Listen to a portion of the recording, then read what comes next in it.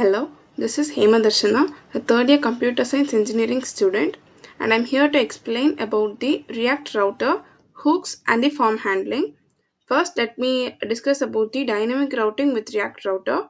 Here we have three basic steps, which are single page application navigation, routes and link components, handling dynamic segments. In the single page application navigation, we enable the client side routing, simulating multi page navigation without full page reloads. This provides the faster, more fluid, and user experience.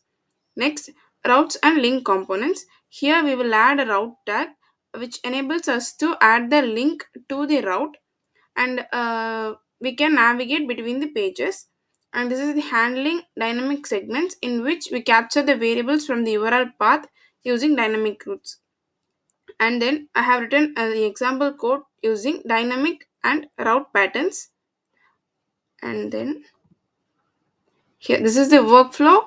And first, the initial render takes place, and it goes to the next page to identify if there is any side effect or it affects the project.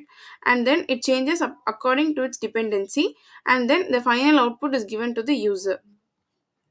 Then let me discuss about the hooks in React. We will use the basic useFetch to control the hooks. So let me explain the structure and state management. The core of useFetch manages three essential states: data, is loading, and error. These states provide some feedback and a request status, such as use state, which is used to track data, error, and loading statuses.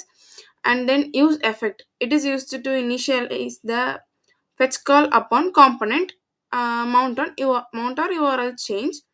And then the proper error handling is made using this useFetch component. And this is the code that I have written using the useFetch component in the const. And then this is the form validation and performance.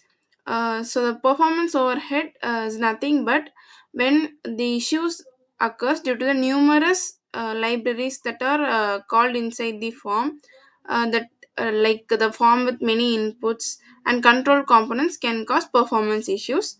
And then simplified validation. In the simplified validation means that if any complex input is given into the form, it simplifies and gives it to the dedicated libraries.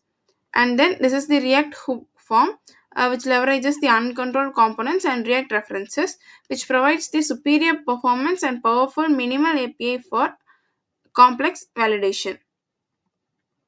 And then these are the key takeaways for modern React development.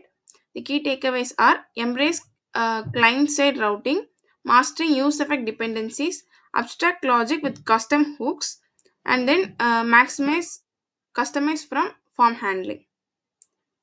Thank you.